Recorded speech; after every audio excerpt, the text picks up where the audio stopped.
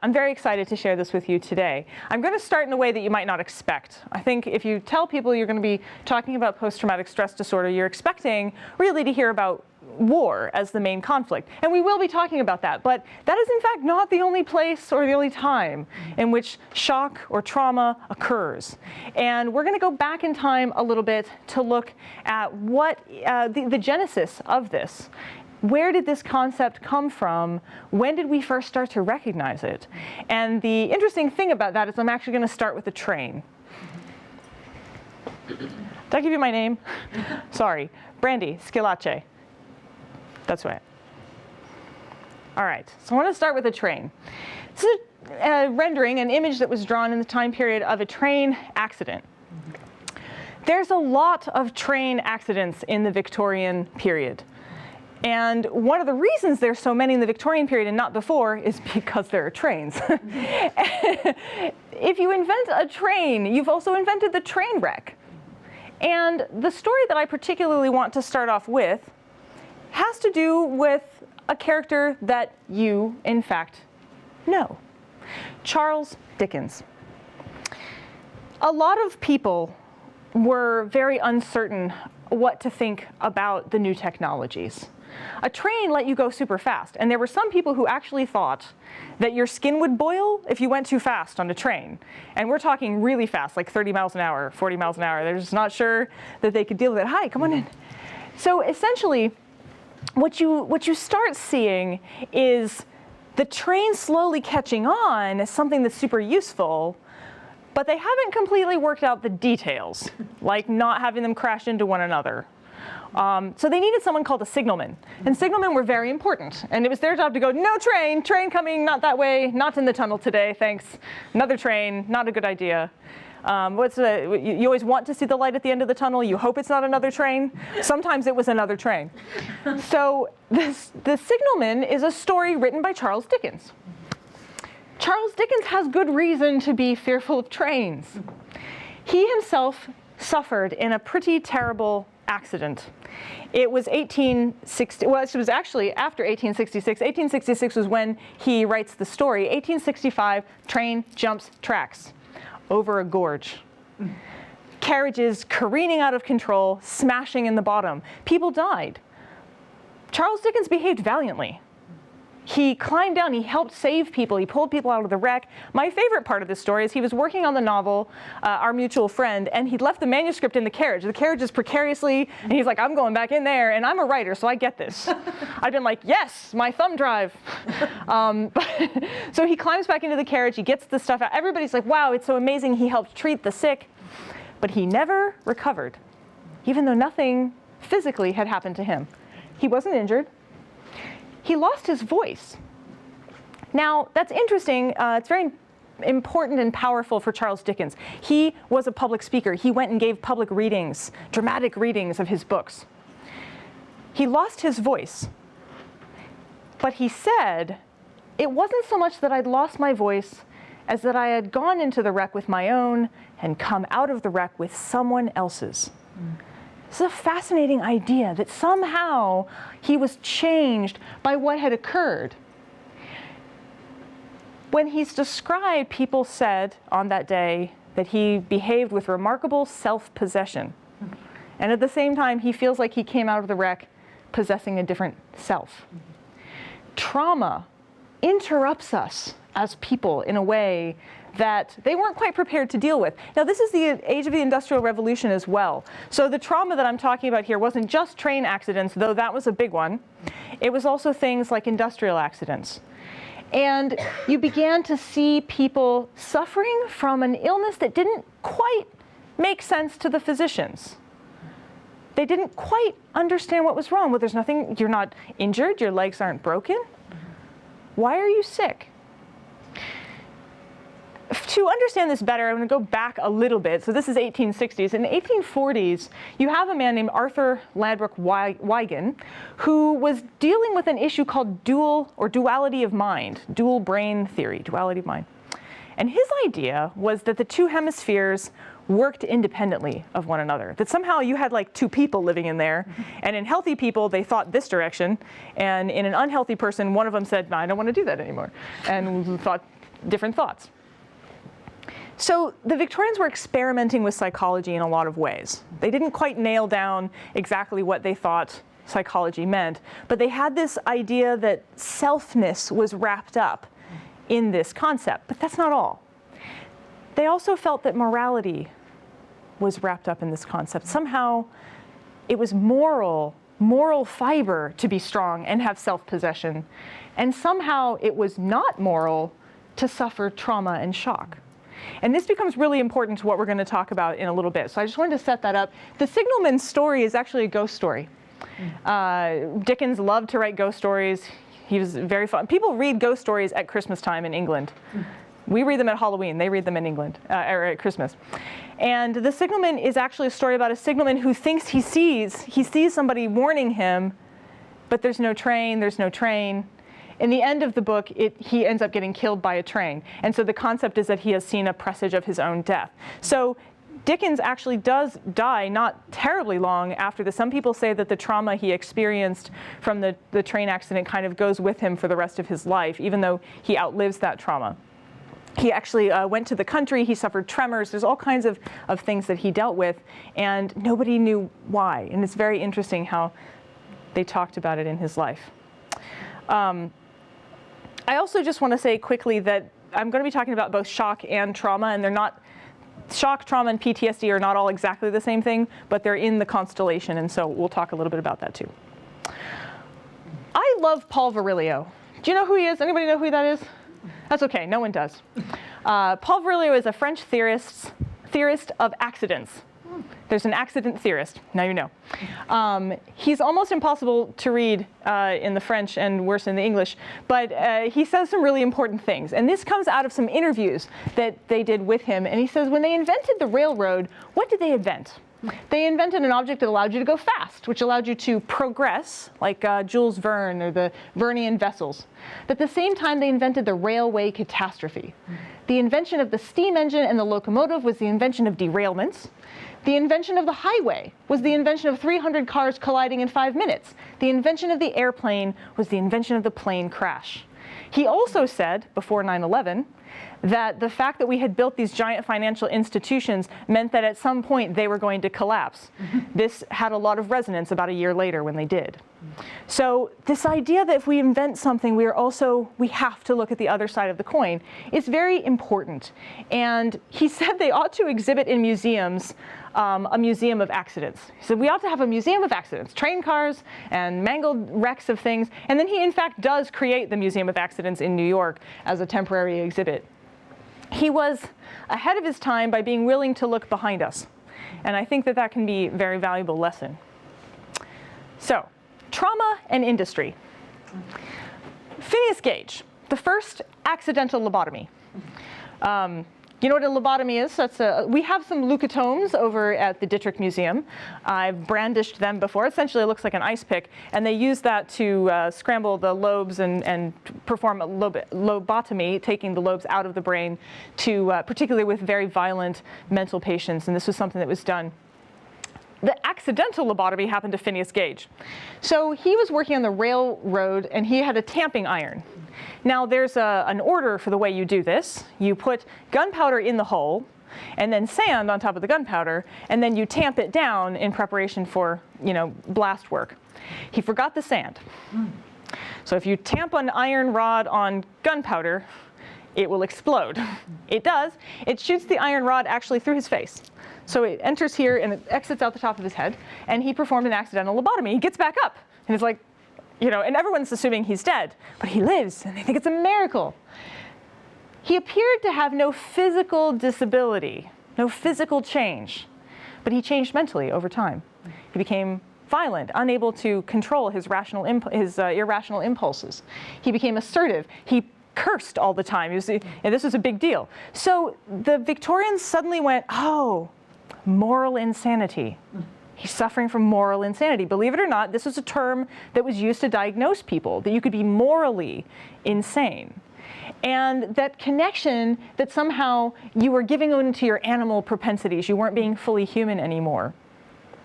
You've got a lot to work against in the Victorian period. They were really trying to enforce this concept of normality. for actually the first time. The 18th century, no one's normal in the 18th century. That's my actual period that I studied. Nobody's normal. So what's the difference between physical and mental disabilities, and where did it first appear? When did you start having people recognize that there was a difference?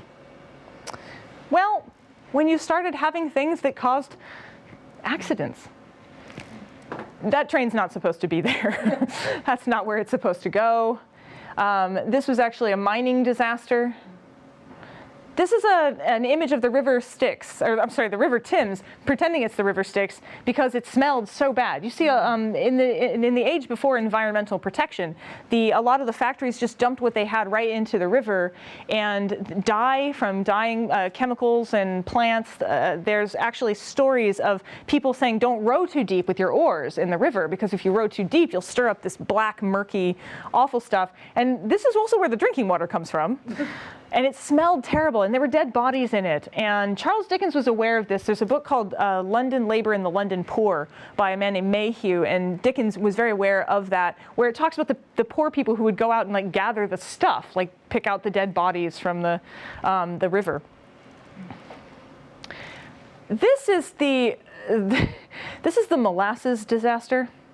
The Boston, it sounds funny, it's not funny, a lot of people died, but the Boston molasses disaster was when a giant container of molasses was leaking in Boston.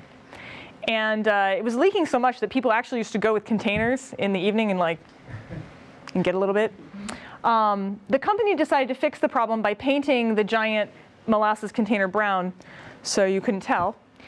And eventually you had a hot summer, you have expansion, it blows up, and a wave of hot molasses rolls over Boston. Quickly, I was thinking molasses like Blob, where you're really like, but no, it was fast, and it leveled things.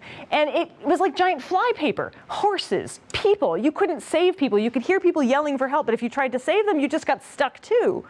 Human flypaper. Here's some pictures. I don't know if you can see, there's actually horses in here. There's bodies, there's bits of, it was a terrible disaster, and it still, and people say it still smells, like on really hot days in Boston, every once in a while you'll get a whiff of is that syrup? It was a terrible disaster, and it was caused by complete negligence. Like, people knew it was leaking, they just didn't really think about it. And there were also quite a lot of explosions, boilers exploding in factories where you'd have big steam assemblies and things like that blowing apart. If a fire happened to catch fire in the building, there weren't firewalls, there weren't fire doors. It spread quickly and things blew apart, and people were really injured.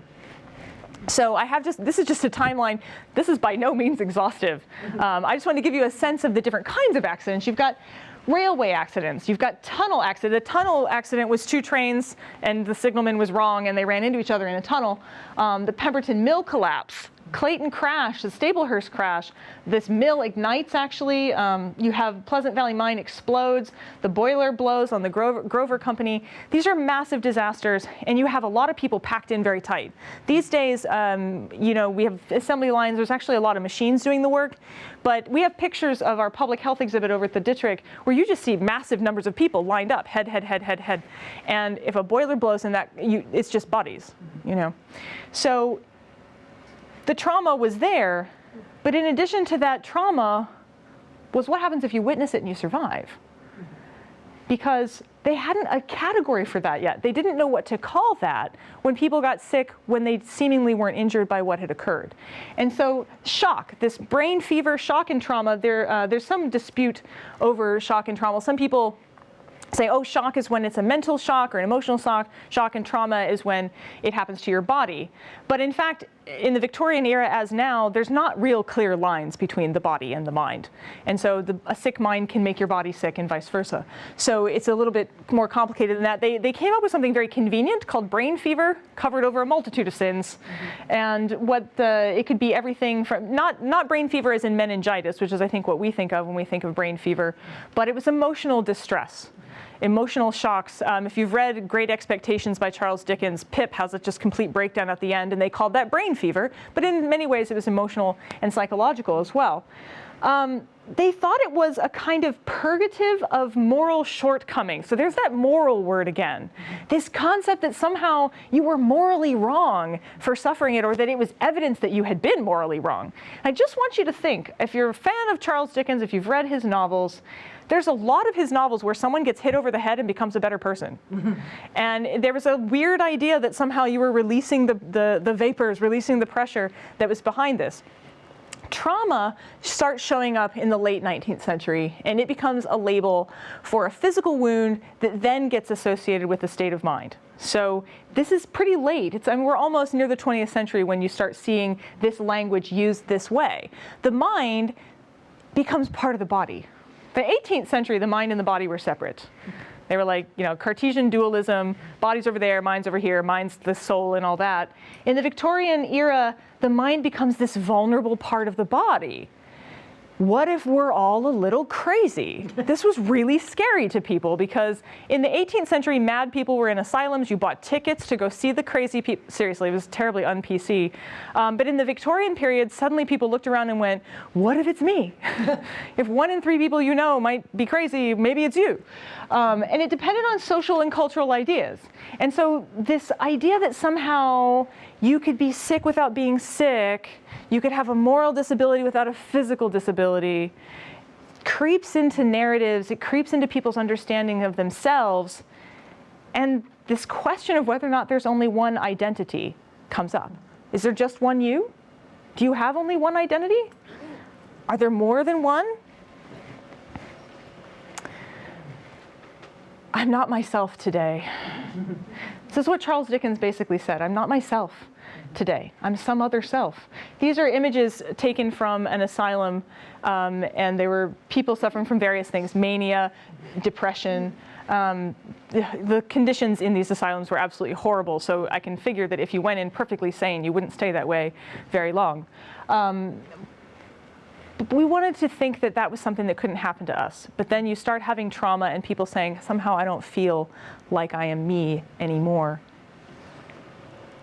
Jill Mattis, she actually has a very nice book on shock and trauma, and she puts it this way. She says, if one could be not oneself to the extent of being innocent of acts committed in another state, and yet not insane, then the ideas of a splitting self start showing up. Well, that's problematic, isn't it?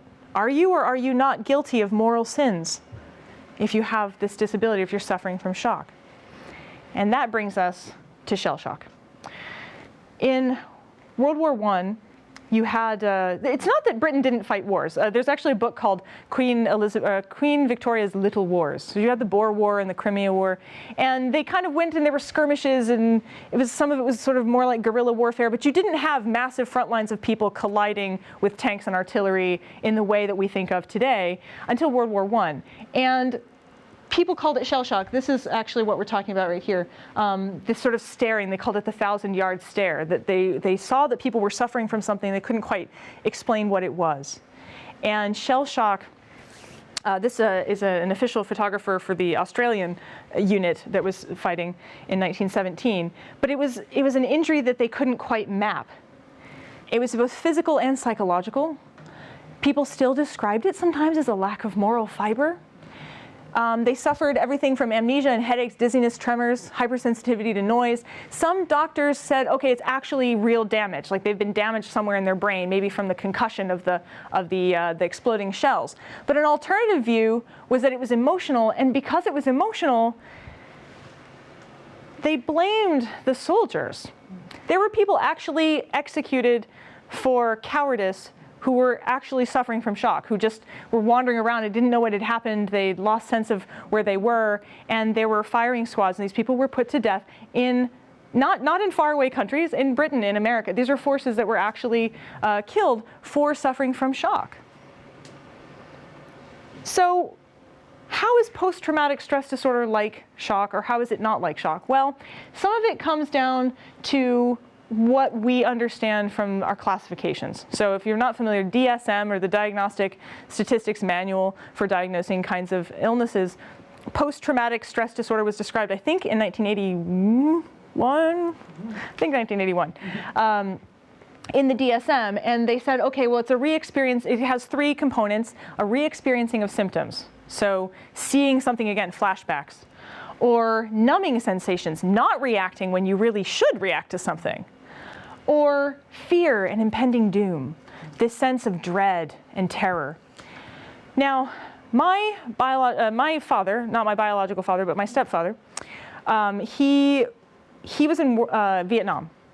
And Vietnam is partly, I think, the conflict that really brings this to a head in a way, in a new way for most of the at-home public. And my father actually had all of these problems. He still suffers flashbacks today. Under a lot of stress, if he's under stress or something else is happening in his life, he can still have that. Numbing sensations, maybe you're not reacting the way you should. And sometimes it's not about not feeling, it's about sort of feeling at the wrong time or in the wrong ways, according to what people think you should do, or dread. I remember as a kid, the sound of helicopters really still bothers my dad. He was a gunner on a helicopter, and he would fly through the napalm, and I mean, this is really terrifying stuff. My uncle had similar kinds of problems. So this is something I've seen in relationship to war. But I've seen it in other places too. Abuse, trauma. After 9/11, there's plenty of people who witnessed that happen, who lived in New York, who will never get over it. I was actually on the 51st floor of Key Tower. I used to work in finance. We had 500 people in from New York City that day, probably saved some of their lives because they were in Cleveland, who would normally have been in the Twin Towers. But we're standing there in a tall building, watching tall buildings fall down, in a financial institution, watching buildings that were financial institutions fall down. And it was very interesting, the reaction we all had to it. The flight patterns were changed. Once upon a time in Key Tower, airplanes sort of zoomed by. That happened for about a couple times more after that, and everybody would hit the deck every time it happened. So we all experience trauma in different ways. You wear it in your skin, you take it with you. And it's something that we don't quite get over, in the same way that if you have a wound, you can recover, but you have a scar. If you have an amputation, you live, but you've lost something. Shock, trauma, post-traumatic stress disorder, whether it be from industrial accidents, from witnessing the trauma of other people, or from life's trauma, actually is something that affects us, and there's still a stigma on it today. So I think that that's really worth exploring, that this concept of somehow morality has been mixed up in this and has for a long time. And so what I want to do actually is bring our panelists up. I have a series of questions. We're going to talk a little bit about shock and trauma and in today's world.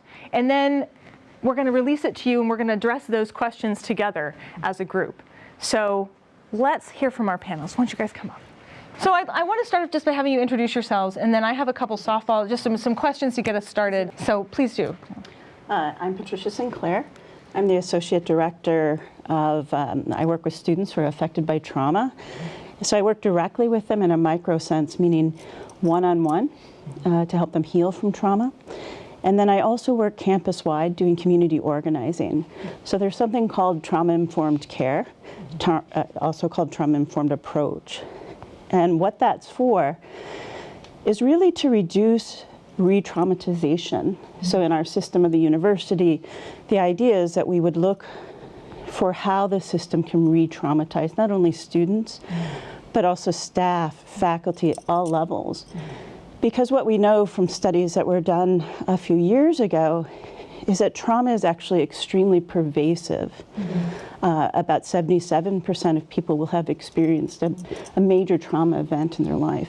And as you saw in your presentation, trauma can get very stuck in people, and it can show itself in many reactions, not just that sort of limbic, sort of reptilian reaction that you said of hitting the deck, but also in other behaviors. And then in addition to that, what we know is from a study called Adverse Childhood Experiences, that if you have had these experiences, and again, the vast majority of us have, that it also affects us physically.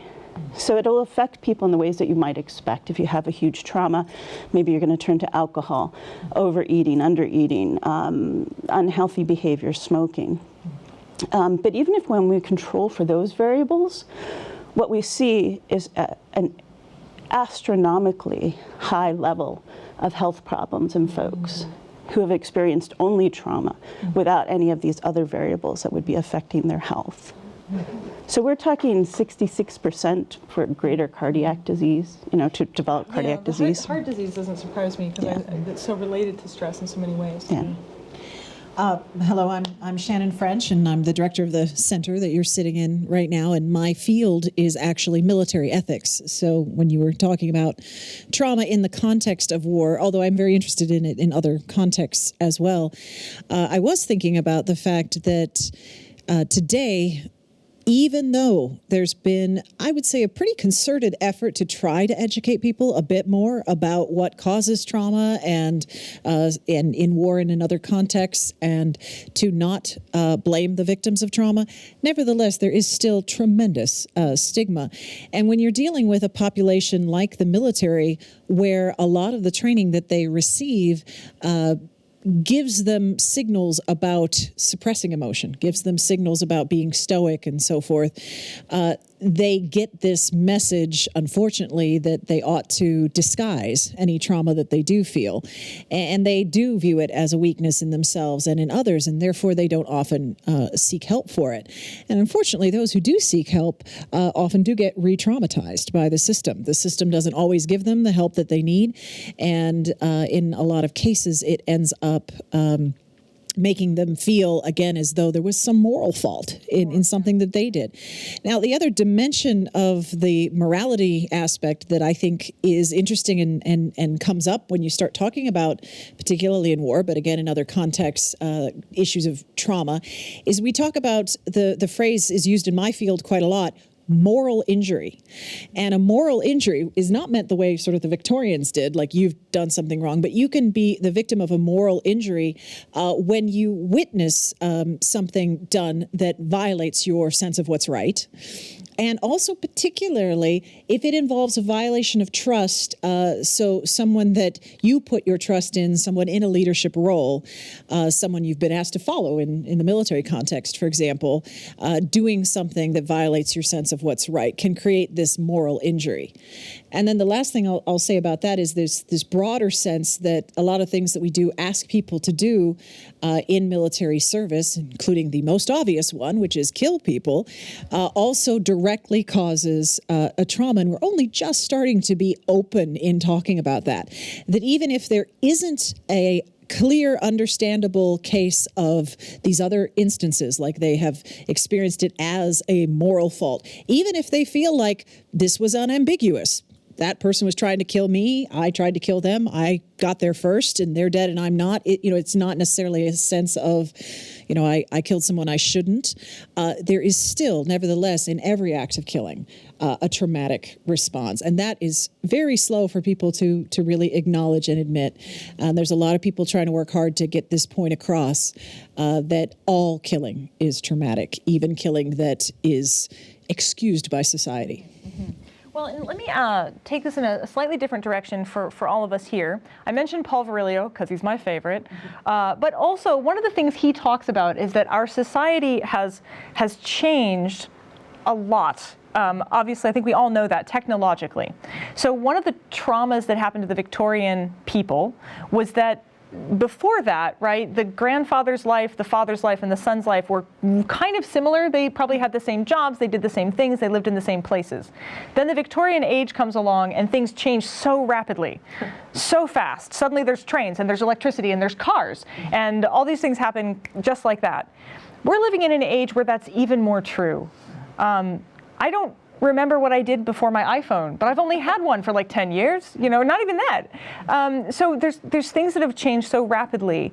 The way we talk, the way we text, the rapid information dump basically that happens to us when you go to Facebook even, or you're on TV and there's just, if you're trying to watch CNN and there's stuff scrolling here and there's stuff up there and it's flashing over there, that we experience change at such a rapid rate. That Paul Virilio suggested that at some point, it's almost like the Matrix, we're just plugged into things and it's feeding through us, and what's the ultimate accident of that, or what's the trauma of that? So he felt that in some ways, trauma of this kind is speeding up because our inability to adjust to the speed of technology. So I want to ask you, do you think that there are more cases of trauma today than there used to be, or are we just getting better at recognizing it? One quick comment. Well, she you may have more to say about whether there's more trauma or not, but related to that, I think there are more ways for us to vividly experience trauma vicariously than we used to have access to.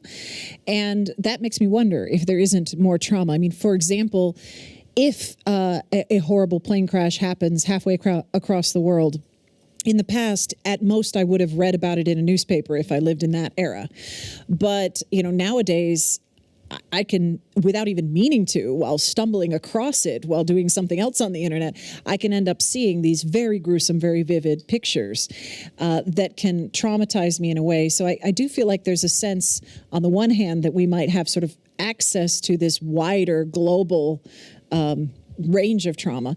But then I wonder, and I don't know, this is beyond my field, but is there also then a numbing effect that if we see so much trauma, do we become immune to the reality of it? Without knowing the empirical data, because we can't, because it wasn't tracked, it's very hard to say. But the types of trauma that I work with are quite different. So we're looking at childhood sexual trauma, exposure to violence, death, sudden death, accidents, and I think those are true throughout history. Mm-hmm. But what you said about electronic exposure, what that says to me is when I think of trauma treatment. In trauma treatment, what you're doing is, in large part, is teaching folks how to lower the reaction of their sympathetic nervous system, so that rapid heartbeat, the shortness of breath, all those things I'm having right now, and to learn to be calmer. So with that inundation of all the stimuli, I would think that would be a variable. Would it also re-engage trauma? Because you were talking about trying to. Yeah, I do find regular life rather traumatizing at times. I think that can happen. I've been both a student and a professor. I think both roles can be traumatizing.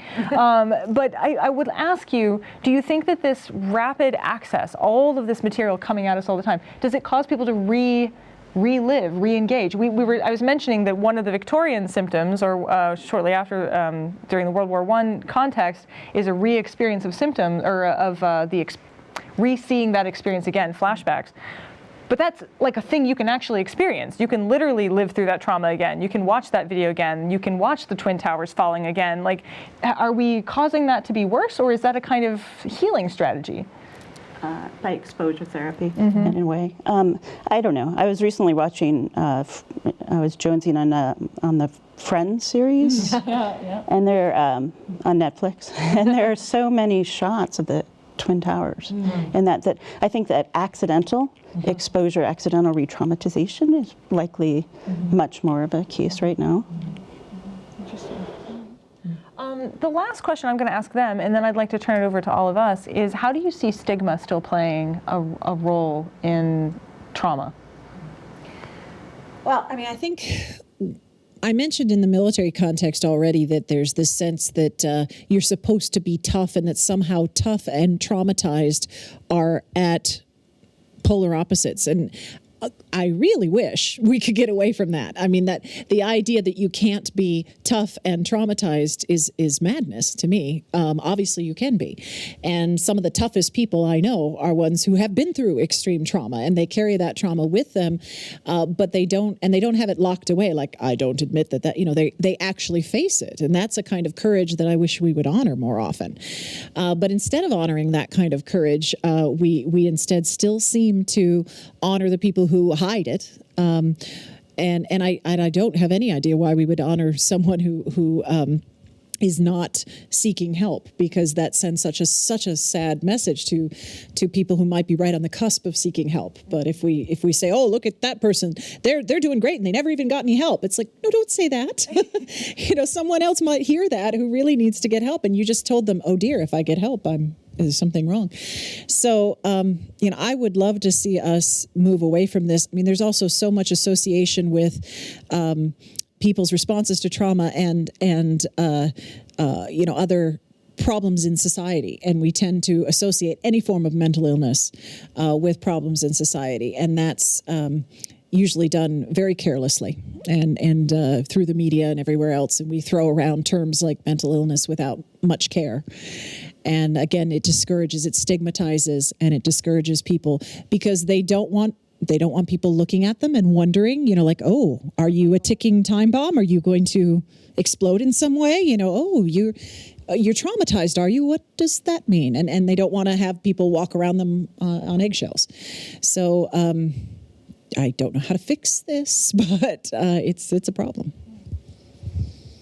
I think that the problem comes in that when people are traumatized, they learn adaptive skills in the moment of the trauma, and especially if it's repeat trauma. So these skills are survival skills. And what happens over time is that the survival skills become maladaptive. And so they start to trip people up in their lives.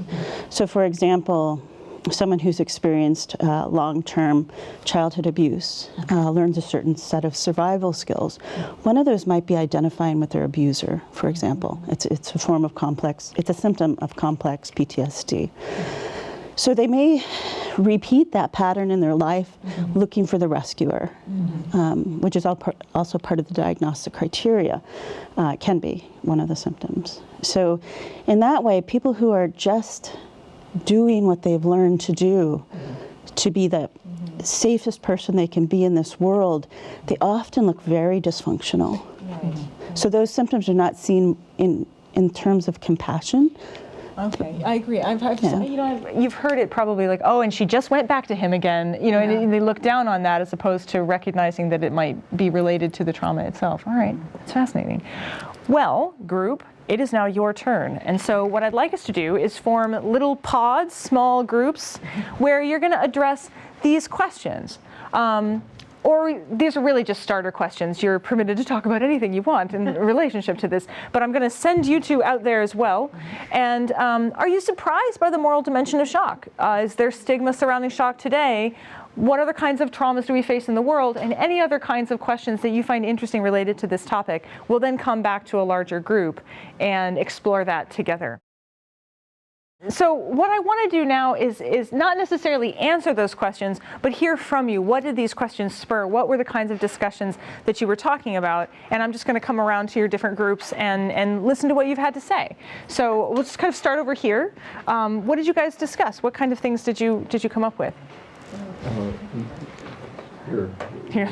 This is like a version of passing the buck. So passing we were the actually talking about bring that up a little closer.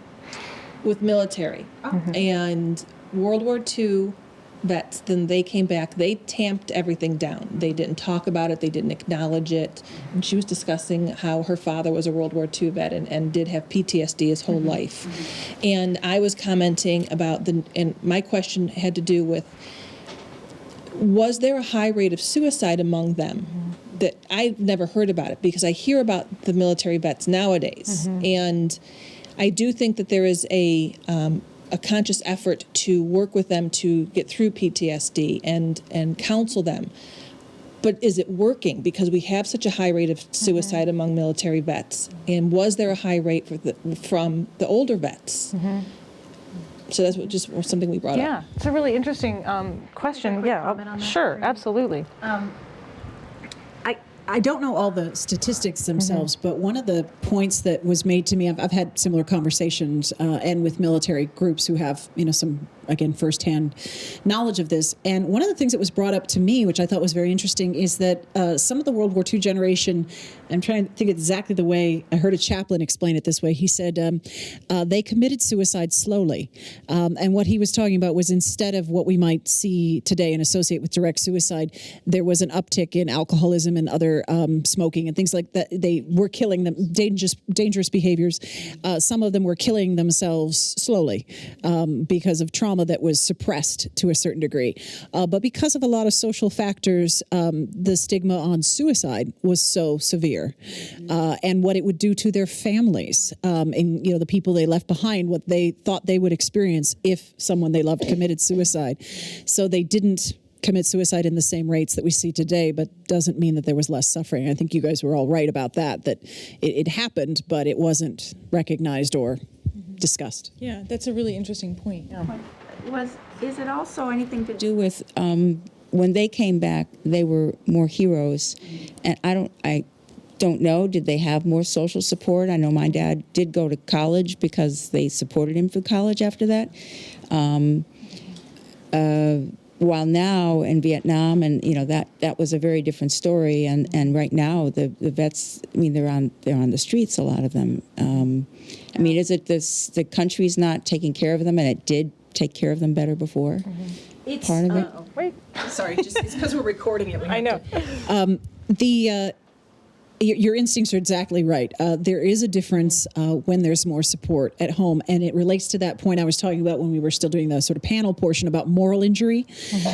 There is a sort of further moral injury when you're rejected, when you return from something traumatic. Right. So that is why you saw, particularly with Vietnam vets, I mean, they were traumatized, as everyone was, by war, but then they were further traumatized by their response that they got when they got back, and then alienated and so forth. So you got this sort of double trauma that happened. And nowadays, there's also some further discussion, and this is still kind of raw and they're figuring this out, but to the degree that people determine as a culture, sometimes even internationally, whether a particular conflict was just or not, that can affect feelings of trauma as well. So, I mean, with World War II, there wasn't a lot of ambiguity. People were cheering that, we did the right thing there. Now, mind you, if you go more deeply, you start looking into specific incidents in World War II that are not so clear-cut. But the overall war, nobody's going to say that was a bad idea to try to defeat Hitler and so forth. But that's not true of pretty much every other war since then. I mean, you go down the line and you have reasons for people to have concern. That's great. That's great. Let's just move over here. So let's talk to your group. What did you guys talk about? Passing the mic. Oh, you're trapped. You've been denied. Well, one of the things that was brought up was like why might different therapies help. So, for example, the rapid eye movement, or not the rapid eye movement, the eye therapy. I'm sorry, what was that called? EMDR. EMDR. So why would that help somebody? So they're thinking a traumatic event, and then they're following something with their eyes.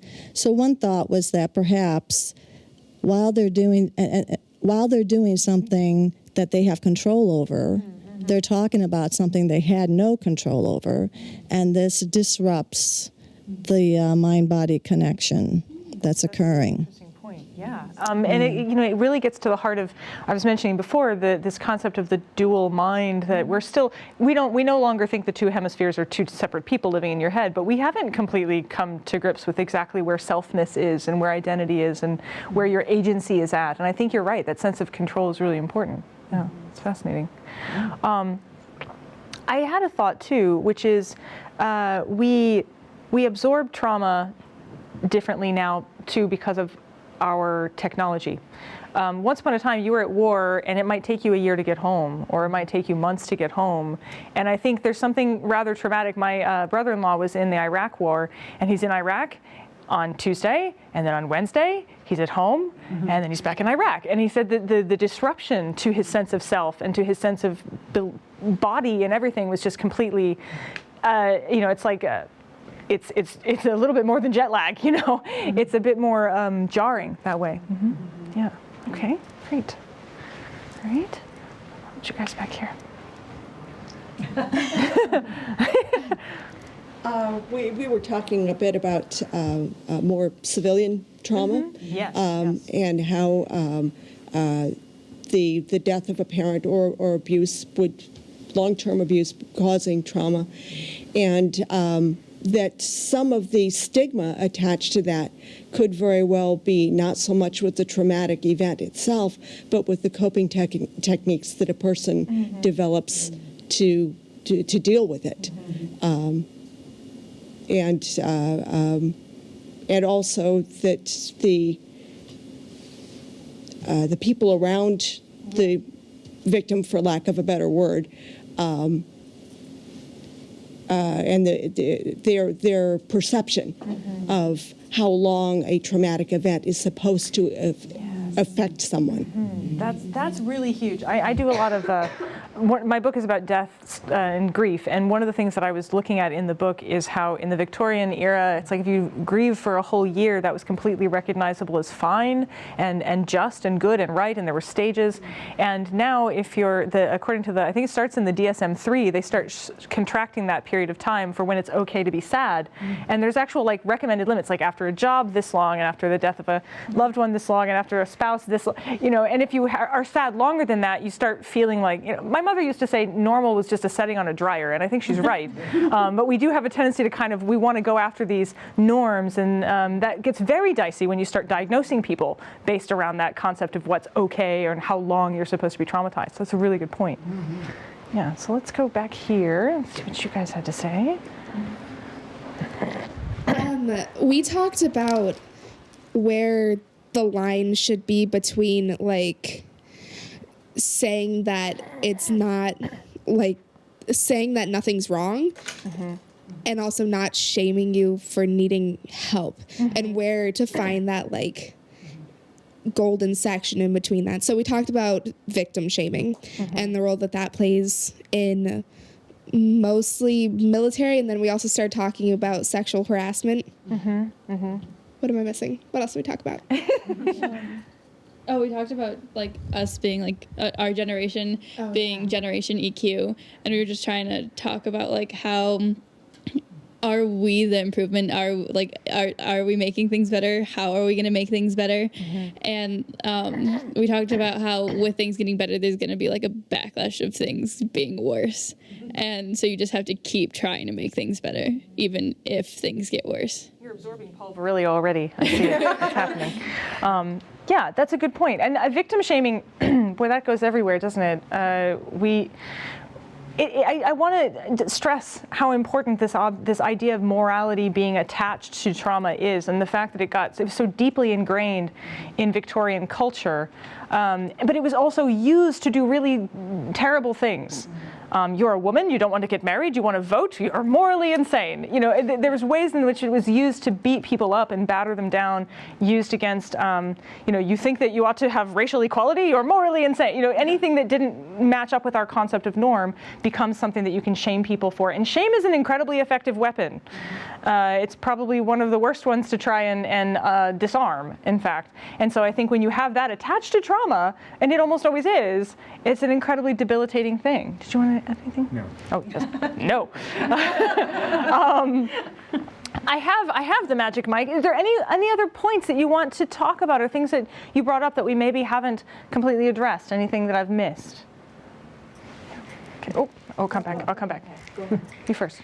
I was just going to say that there's treatment and there's hope, and there is recovery. Yeah. Absolutely. So at any point of the journey that you're on the trauma, whether it happened in childhood or in adulthood. Very effective. And that's actually a good thing to remember, because I think there are people who've given up on that idea. My father's never gone to get treatment. He said that, no, he's skating around the hole in the ice and he just doesn't want to get any closer. And there are people, if you feel like there isn't hope, then you can understand why you wouldn't bother going to go, I'm just going to have to relive it again for no reason. So it is really important to remember and to value that. I would just, with climate change and with what we're seeing, there is an awful lot of floods and tornadoes and fires. Yeah, Canada, I mean, people are being traumatized in that way all the time now. Maybe or maybe not more. I mean, I think more, but maybe it's just publicity. And what kind of trauma, is that a different kind of effect on people? How does that compare with the other traumas we're talking about, which are more created by people? Oh, yeah, that's a good point. Please do. It's sort of related, but it's interesting. I did see one piece that was written about this, again, going back to World War II, but it does relate to your point. They were talking about how some of the people who survived the Blitz, the bombing of London, were it's not that they weren't traumatized, they certainly were, but they were less traumatized than some of the other victims of the war, and they were trying to figure out why. Why did they recover? And one of the reasons was that they genuinely felt that it was so random that in a funny way they didn't take it personally. I know that sounds bizarre, but they didn't feel like someone was specifically trying to kill specifically them. And that is a very different kind of trauma. Now, I want to relate that to when you have a natural disaster. Of course, that's incredibly traumatic, but you don't feel like the fire is out to specifically kill specifically you. So, what this article was about was talking about how people who are in this other unfortunate epidemic in our culture of things like mass shootings, the active shooter situations, that is extraordinarily traumatic because it does feel personal. And it doesn't feel, even if it is actually random, it doesn't feel random. And some of these recent terror attacks also had that effect. Like the attacks in Paris were cited as an example of, even though if you really look at it, of course, it was random, it doesn't feel random. And the way it was reported, that the individual people felt like they were being picked out and shot, by the perpetrators, and that has a different kind of trauma than disasters that you feel like, well, that's awful, but we used to call it an act of God. It doesn't feel. That doesn't sound very nice either, but why me? But it doesn't feel like, and it's interesting because maybe Brandy can tie this in, but I feel like in a weird way, it's going to connect to this same thread we've got in our consciousness about the moral element, that somehow if a tornado hits my house, I don't necessarily feel like I deserved it or something. But when we have other kinds of man-made, human-made crimes and trauma, we're more likely to start saying that someone was at fault. There's some moral failing that we have to get to the bottom of, and I think that's more traumatic than having to understand how people died in natural I don't think on the whole anyone is shaming the people who have fled the fires in Canada. No one is going, it's all your fault. However, the refugee situation is another. Some of that is you're fleeing crumbling towns, you're fleeing, but people do en masse kind of blame them for leaving. And this is not just true of war-torn refugees, but also when the big earthquake hit China, and the Tibetan area, and the Tibetan monks were kind of coming down and trying to help people. Many of those people were shamed for leaving the rubble. So it is kind of, it's tricky, and I do think that it partly has to do with cultural consciousness. So many Americans, as a matter of fact, when I taught in Minnesota, there were many Minnesotans who thought Canada was part of the United States. I think there's a sense in which they look over there and go, well, they're just like us. They're fleeing fire. I might flee fire. But if a refugee situation, someone has been chased out of a country and they seem very alien to you and they've come to your shores, suddenly that becomes like no, I don't know about that. So the moral dimension, it's sticky. It's sticky wickets. It's not actually, I can't believe I said that on film. It's not actually a cut and dry situation. And I think that how we judge a situation depends not just on whether or not we think people are at fault, but whether or not we think they're our people. And that's I think part of the hope that I would say for recovery is learning to recognize victims of all sorts and learning to recognize them as people, to see them as people who deserve your attention and your care and your interaction and your engagement. And I think one of the best things that's come out of treatment for PTSD and other things is not just the talk therapy with your therapist, but the encouragement that you bring that out and that we have made it something that PTSD, everyone thinks they have it. Now, maybe everyone does. But there was a time when no one knew what that was. And it's much more conscious, and there might still be stigma attached to it, but the more it gets out there, I think there's a greater chance for people to understand. So I want to thank all of you for an absolutely fantastic, fantastic evening. Your comments and your understanding of these issues is deep and broad, and I want to thank you again for coming.